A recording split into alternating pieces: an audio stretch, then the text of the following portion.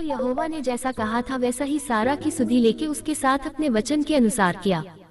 सो सारा को इब्राहिम से गर्भवती होकर उसके बुढ़ापे में उसी नियुक्त समय पर जो परमेश्वर ने उससे ठहराया था एक पुत्र उत्पन्न हुआ। और इब्राहिम ने अपने पुत्र का नाम जो सारा से उत्पन्न हुआ था इसहाक रखा। और जब उसका पुत्र इसहाक 8 दिन का हुआ तब उसने परमेश्वर की आज्ञा के अनुसार उसका खतना किया। और जब इब्राहिम का पुत्र इसहाक उत्पन्न हुआ तब वह 100 वर्ष का था।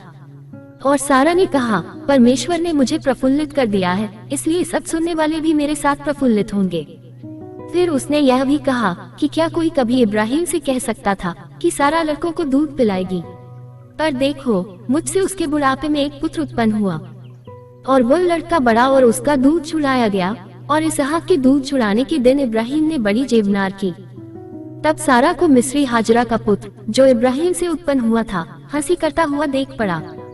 सो इस कारण उसने इब्राहिम से कहा, इस दासी को पुत्र सहित बरबस निकाल दे, क्योंकि इस दासी का पुत्र मेरे पुत्र इसहाक के साथ भागी न होगा।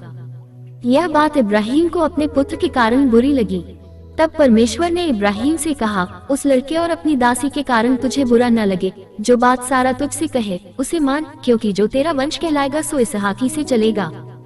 दासी के पुत्र से भी मैं एक जाति उत्पन्न करूंगा, इसलिए कि वह तेरा वंश है। सो इब्राहिम ने बिहान को तड़के उठकर रोटी और पानी से भरी चमड़े की थैली भी हाजरा को दी और उसके कंधे पर रखी और उसके लड़के को भी उससे देकर उसको विदा किया। सो वह चली गई और बेरशेबा के जंगल में भ्रमण करने लगी। जब थैली का जल चुक गया तब उसने लड़के को एक झाड़ी के नीचे छोड़ दिया और आप उससे तीर भर के टप्पे पर दूर जाकर उसके सामने यह सोचकर बैठ गई कि मुझको लड़के की मृत्यु देखनी न पड़े। तब वह उसके सामने बैठी हुई चिल्ला चिल्ला के रोने लगी। और परमेश्वर ने उस लड़के की सुनी और उसके दूत ने स्वर्ग से हाजरा को पुकार के कहा, हे हाजरा, तुझे क्या हुआ? मत डर, क्योंकि जहाँ तेरा लड़का है वहाँ से उसकी आवाज परमेश्वर को सुन पड़ी है। उठ, अपने लड़के को उठा और अपने हाथ से संभाल, क्योंकि मैं उसके द्वारा एक बड़ी जाति बनाऊंगा। परमेश्वर ने उसकी आंखें खोल दी और उसको एक कुआं दिखाई पड़ा। सो उसने जाकर थैली को जल से भरकर लड़के को पिलाया। और परमेश्वर उस लड़के के साथ रहा। और जब वह बड़ा हुआ तब जंगल में रहते रहते धनुर्धारी बन गया। वह तो पारा नाम जंगल में रहा करता था और उसकी माता ने उसके लिए मिस्र देश से एक स्त्री मंगवाई। उन दिनों में ऐसा हुआ कि अबीमेलेक अपने सेनापति पीकोल को संग लेकर इब्राहिम से कहने लगा, जो कुछ तू करता है उसमें परमेश्वर तेरे संग रहता है। सो अब मुझसे यहाँ इस विषय में परमेश्वर की क्रिया खा कि तू न तो मुझसे छल करेगा और न कभी मेरे वंश से करेगा, परंतु जैसी करुणा मैंने तुझ पर की है वैसे ही तू मुझ पर और इस देश पर भी जिसमें तू रहता है करेगा। इब्राहिम ने कहा, मैं क्रिया खाऊंगा। और इब्राहिम ने अबीमेलेक को एक कुएं के विषय में जो अबीमेलेक के दासों ने बरियाई से ले लिया था उलाहना दिया। तब अबीमेलेक ने कहा, मैं नहीं जानता कि किसने यह काम किया और तूने भी मुझे नहीं बताया और न मैंने आज से पहले इसके विषय में कुछ सुना। तब इब्राहिम ने भेड़ बकरी और गाय बैल लेकर अबीमेलेक को दिए और उन दोनों ने आपस में वाचा बांधी। और इब्राहिम ने भेड़ की 7 बच्ची अलग कर रखी। तब अबीमेलेक ने इब्राहिम से पूछा, इन 7 बच्चियों का जो तूने अलग कर रखी है क्या प्रयोजन है? उसने कहा, तू इन 7 बच्चियों को इस बात की साक्षी जानकर मेरे हाथ से ले कि मैंने कुआं खोदा है। उन दोनों ने जो उस स्थान में आपस में क्रिया खाए, इसी कारण उसका नाम बेरशेबा पड़ा। जब उन्होंने बेरशेबा में परस्पर वाचा बांधी तब अबीमेलेक और उसका सेनापति पीकोल उठकर फिलिस्तियों के देश में लौट गए। और इब्राहिम ने बेरशेबा में झाव का एक वृक्ष लगाया और वहाँ यहोवा जो सनातन ईश्वर है उससे प्रार्थना की। और इब्राहिम फिलिस्तियों के देश में बहुत दिनों तक परदेशी होकर रहा। इन बातों के पश्चात ऐसा हुआ कि परमेश्वर ने इब्राहिम से यह कहकर उसकी परीक्षा की कि हे इब्राहिम, उसने कहा, देख मैं यहाँ हूँ। उसने कहा, अपने पुत्र को अर्थात अपने एकलौते पुत्र इसहाक को जिससे तू प्रेम रखता है संग लेकर मोरिया देश में चला जा और वहाँ उसको एक पहाड़ के ऊपर जो मैं तुझे बताऊंगा होम बलि करके चढ़ा। सो इब्राहिम बिहान को तड़के उठा और अपने गदहे पर काठी कसकर अपने 2 सेवक और अपने पुत्र इसहाक को संग लिया और होम बलि के लिए लकड़ी चीर ली। तब कूच करके उस स्थान की ओर चला जिसकी चर्चा परमेश्वर ने उससे की थी। तीसरे दिन इब्राहिम ने आंखें उठाकर उस स्थान को दूर से देखा और उसने अपने सेवकों से कहा, गदहे के पास यहीं ठहरे रहो, यह लड़का और मैं वहां तक जाकर और दंडवत करके फिर तुम्हारे पास लौट आऊंगा। सो इब्राहिम ने होम बलि की लकड़ी ले अपने पुत्र इसहाक पर लादी और आग और छुरी को अपने हाथ में लिया और वे दोनों एक साथ चल पड़े। इसहाक ने अपने पिता इब्राहिम से कहा, हे मेरे पिता। उसने कहा, हे मेरे पुत्र, क्या बात है? उसने कहा, देख, आग और लकड़ी तो है, पर होम बलि के लिए भेड़ कहाँ है? इब्राहिम ने कहा, हे मेरे पुत्र, परमेश्वर होम बलि की भेड़ का उपाय आप ही करेगा। सो वे दोनों संग संग आगे चलते गए और वे उस स्थान को जिसे परमेश्वर ने उसको बताया था पहुँचे। तब इब्राहिम ने वहाँ वेदी बनाकर लकड़ी को चुन चुन कर रखा और अपने पुत्र इसहाक को बांध के वेदी पर की लकड़ी के ऊपर रख दिया। और इब्राहिम ने हाथ बढ़ाकर छुरी को ले लिया कि अपने पुत्र को बलि करे। तब यहोवा के दूत ने स्वर्ग से उसको पुकार के कहा, हे इब्राहिम, हे इब्राहिम। उसने कहा, देख, मैं यहाँ हूँ। उसने कहा, उस लड़के पर हाथ मत बढ़ा और न उससे कुछ कर, क्योंकि तूने जो मुझसे अपने पुत्र वरन अपने एकलौते पुत्र को भी नहीं रख छोड़ा, इससे मैं अब जान गया कि तू परमेश्वर का भय मानता है। तब इब्राहिम ने आंखें उठाए और क्या देखा कि उसके पीछे एक मेढ़ा अपने सींगों से एक झाड़ी में बंधा हुआ है। सो इब्राहिम ने जाके उस मेढ़े को लिया और अपने पुत्र की संती होम बलि करके चढ़ाया। और इब्राहिम ने उस स्थान का नाम यहोवा यिरे रखा। इसके अनुसार आज तक भी कहा जाता है कि यहोवा के पहाड़ पर उपाय किया जाएगा। फिर यहोवा के दूत ने दूसरी बार स्वर्ग से इब्राहिम को पुकार के कहा, यहोवा की यह वाणी है कि मैं अपनी ही यह शपथ खाता हूँ कि तूने जो यह काम किया है कि अपने पुत्र वरन अपने एकलौते पुत्र को भी नहीं रख छोड़ा, इस कारण मैं निश्चय तुझे आशीष दूंगा और निश्चय तेरे वंश को आकाश के तारागण और समुद्र के तीर की बालू के किनकों के समान अनगिनत करूंगा और तेरा वंश अपने शत्रुओं के नगरों का अधिकारी होगा। और पृथ्वी की सारी जातियां अपने को तेरे वंश के कारण धन्य मानेंगी, क्योंकि तूने मेरी बात मानी है। तब इब्राहिम अपने सेवकों के पास लौट आया और वे सब बेरशेबा को संग संग गए और इब्राहिम बेरशेबा में रहता रहा।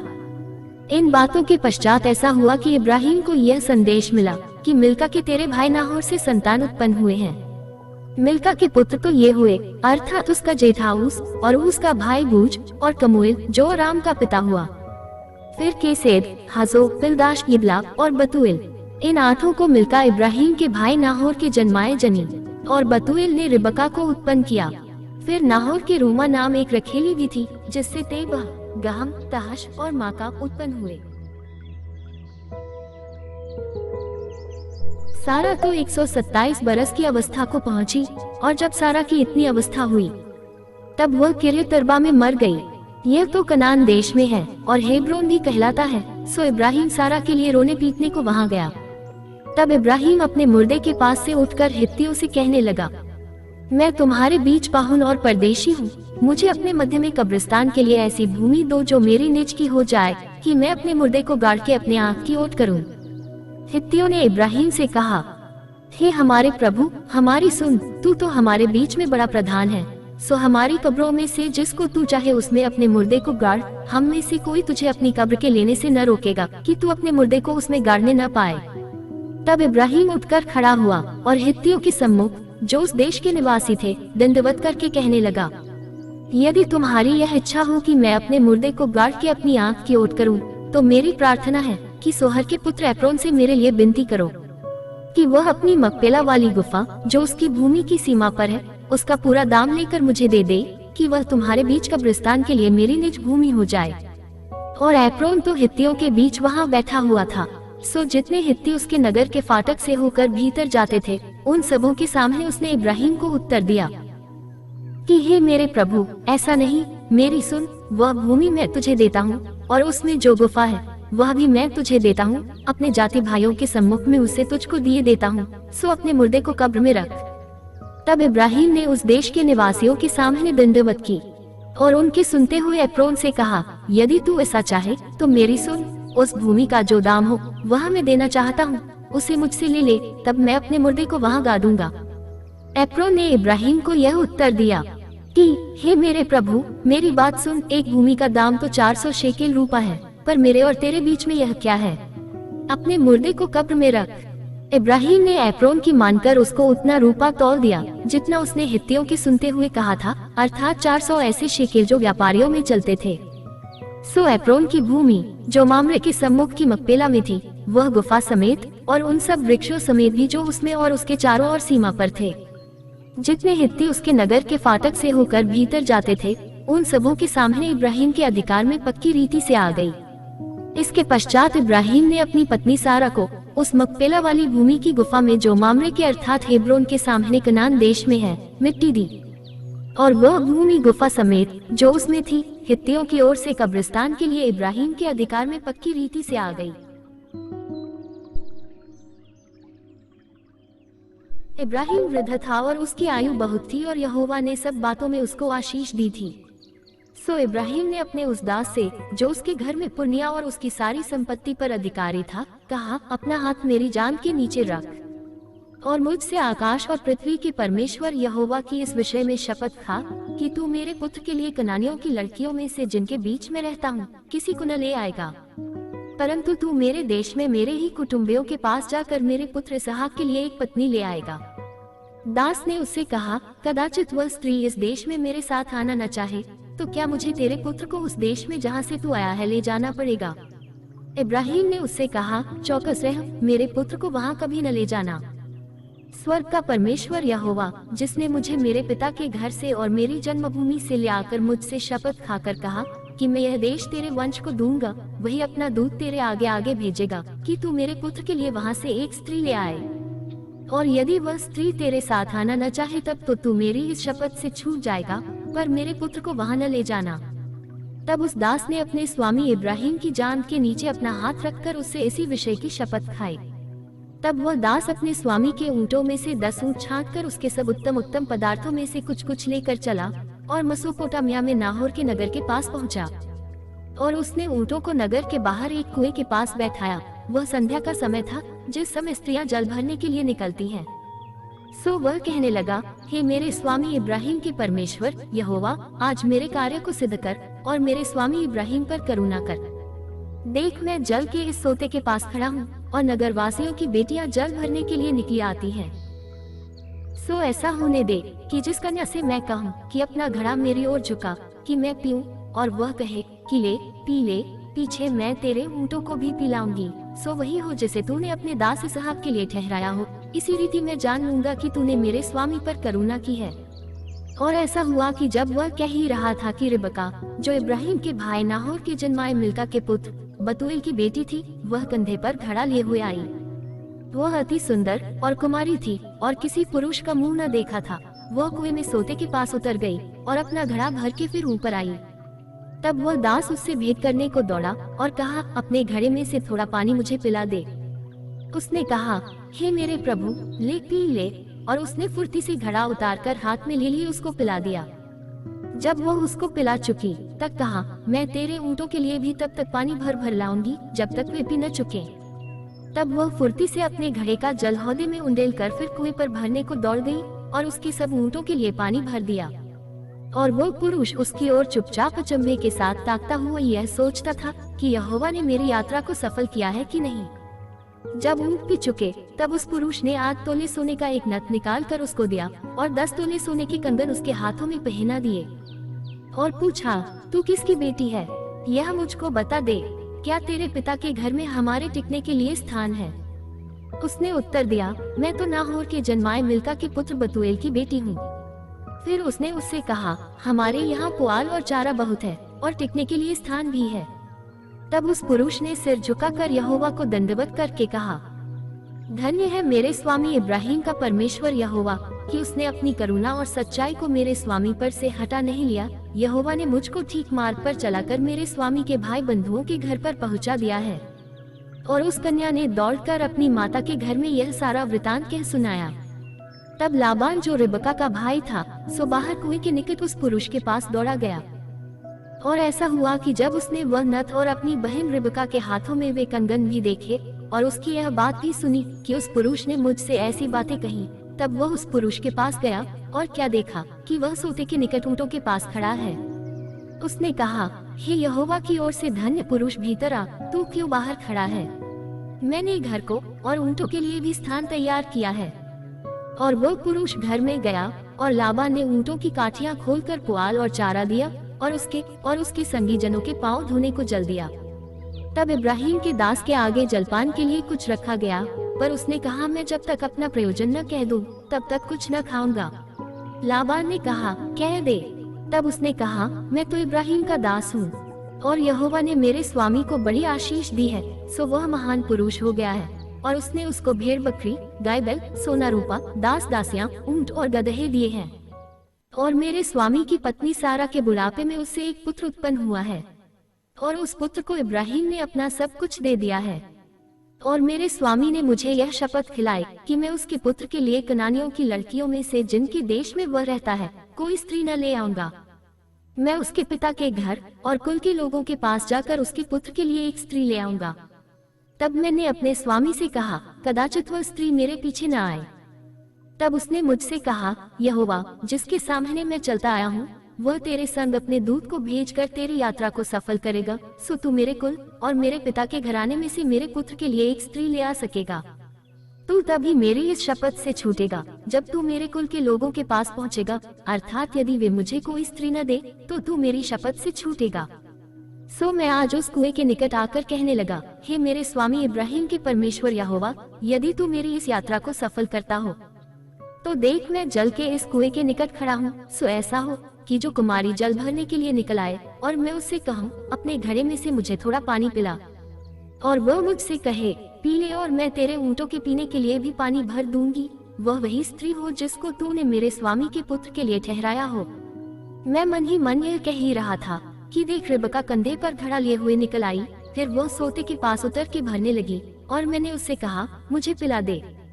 और उसने फुर्ती से अपने घड़े को कंधे पर से उतार के कहा, ले पी ले, पीछे मैं तेरे ऊँटों को भी पिलाऊंगी। सो मैंने पी लिया और उसने ऊँटों को भी पिला दिया। तब मैंने उससे पूछा कि तू किसकी बेटी है? और उसने कहा, मैं तो नाहोर के जन्माए मिल्का के पुत्र बतूएल की बेटी हूँ। तब मैंने उसकी नाक में वह नथ और उसके हाथों में वे कंगन पहना दिए। फिर मैंने सिर झुकाकर यहोवा को दंडवत किया और अपने स्वामी इब्राहिम के परमेश्वर यहोवा को धन्य कहा, क्योंकि उसने मुझे ठीक मार्ग से पहुंचाया कि मैं अपने स्वामी के पुत्र के लिए उसकी भतीजी को ले जाऊं। सो अब यदि तू मेरे स्वामी के साथ कृपा और सच्चाई का व्यवहार करना चाहते हो तो मुझसे कहो, और यदि नहीं चाहते हो तो भी मुझसे कह दो, ताकि मैं दाहिनी ओर व बाईं ओर फिर जाऊं। तब लाबान और बतूएल ने उत्तर दिया, यह बात यहोवा की ओर से हुई है, सो हम लोग तुझसे न तो भला कह सकते हैं न बुरा। देख रिबका तेरे सामने है, उसको ले जा और वह यहोवा के वचन के अनुसार तेरे स्वामी के पुत्र की पत्नी हो जाए।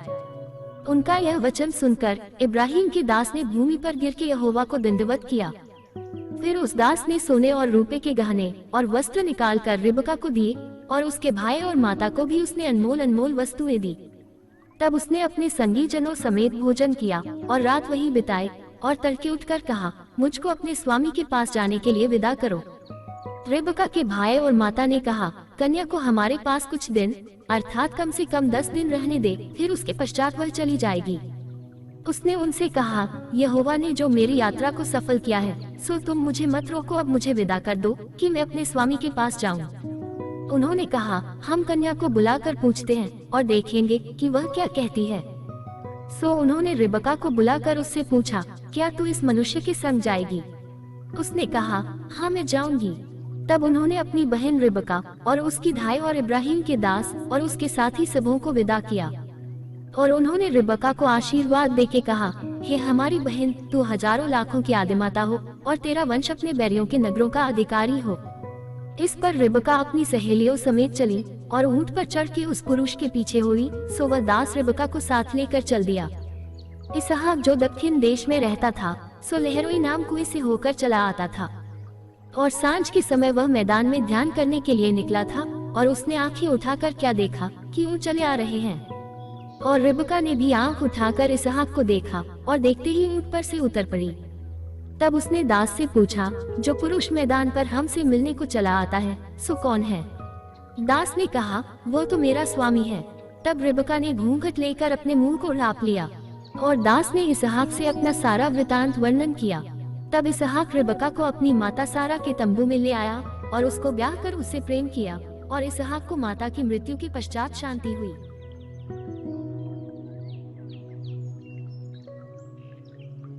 तब इब्राहिम ने एक और पत्नी ब्याह ली जिसका नाम कतूरा था, और उससे जिम्रान, योक्षान, मदना, मिद्यान, यशबाक और शूर उत्पन्न हुए। और योक्षान से शबा और ददान उत्पन्न हुए। और ददान के वंश में अश्शूरी, लतूशी और लुमी लोग हुए। और मिद्यान के पुत्र एपा, एपेर, हनोक, अबीदा और एल्दा हुए से सब कतूरा के संतान हुए। इसहाक को तो इब्राहिम ने अपना सब कुछ दिया, पर अपनी रखेलियों के पुत्रों को कुछ कुछ देकर अपने जीते जी अपने पुत्र इसहाक के पास से पूरब देश में भेज दिया। इब्राहिम की सारी अवस्था 175 वर्ष की हुई और इब्राहिम का दीर्घायु होने के कारण अर्थात पूरे बुढ़ापे की अवस्था में प्राण छूट गया और वह अपने लोगों में जा मिला। और उसके पुत्र इसहाक और इश्माइल ने हित्ती सोहर के पुत्र एप्रोन की ममरे के सम्मुख वाली भूमि में जो मकपेला की गुफा थी उसमें उसको मिट्टी दी गई। अर्थात जो भूमि इब्राहिम ने हित्तियों से मोल ली थी उसी में इब्राहिम और उसकी पत्नी सारा दोनों को मिट्टी दी गई। इब्राहिम के मरने के पश्चात परमेश्वर ने उसके पुत्र इसहाक को जो लहरोई नाम कुएं के पास रहता था आशीष दी। इब्राहिम का पुत्र इश्माइल जो सारा की लौड़ी हाजरा मिस्री से उत्पन्न हुआ था उसकी यह वंशावली है। इश्माइल के पुत्रों के नाम और वंशावली यह है, अर्थात इश्माइल का जेठा पुत्र नबायोत, फिर केदार, अदबेल, मिबसाम, मिश्मा, दूमा, मस्सा, हदर, तेमा, यतूर, नपीश और केदमा। इश्माइल के पुत्र ये ही हुए और इन्हीं के नामों के अनुसार इनके गांवों और छावनियों के नाम भी पड़े और यही 12 अपने अपने कुल के प्रधान हुए। इश्माइल की सारी अवस्था 137 वर्ष की हुई तब उसके प्राण छूट गए और वह अपने लोगों में जा मिला। और उसके वंश हवीला से शूर तक जो मिस्र के सम्मुख अश्शूर के मार्ग में है बस गए और उनका भाग उनके सब भाई बंधुओं के सम्मुख पड़ा। इब्राहिम के पुत्र इसहाक की वंशावली यह है, इब्राहिम से इसहाक उत्पन्न हुआ और इसहाक ने 40 वर्ष का होकर रिबका को जो पद्दनराम के वासी अरामी बतूएल की बेटी और अरामी लाबान की बहन भी ब्याह लिया। इसहाक की पत्नी तो बांझ थी, सो उसने उसके निमित्त यहोवा से विनती की और यहोवा ने उसकी विनती सुनी, सो उसकी पत्नी रिबका गर्भवती हुई और लड़के उसके गर्भ में आपस में लिप्ट के एक दूसरे को मारने लगे। तब उसने कहा, मेरी जो ऐसी ही दशा रहेगी तो मैं क्यों कर जीवित रहूंगी। और वह यहोवा की इच्छा पूछने को गई।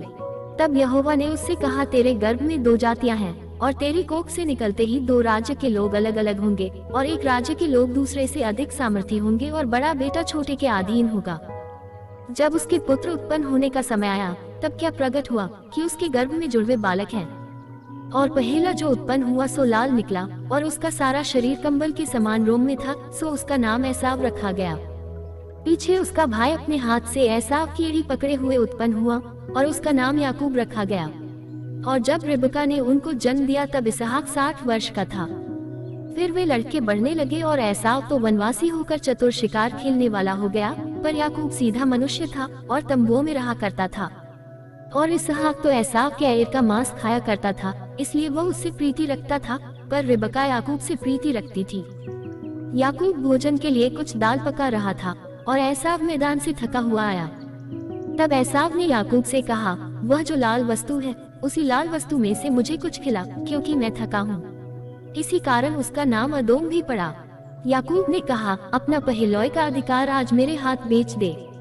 एसाव ने कहा, देख मैं तो अभी मरने पर हूँ, सो पहलौय के अधिकार से मेरा क्या लाभ होगा। याकूब ने कहा, मुझसे अभी शपथ खा। सो उसने उससे शपथ खाए और अपना पहलौय का अधिकार याकूब के हाथ बेच डाला। इस पर याकूब ने एसाव को रोटी और पकाई हुई मसूर की दाल दी और उसने खाया पिया, तब उठकर चला गया। यूं एसाव ने अपना पहलौय का अधिकार तुच्छ जाना।